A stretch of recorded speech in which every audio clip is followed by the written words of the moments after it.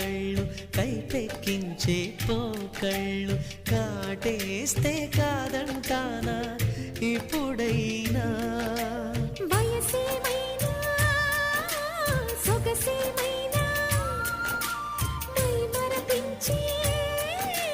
మనసేమైనా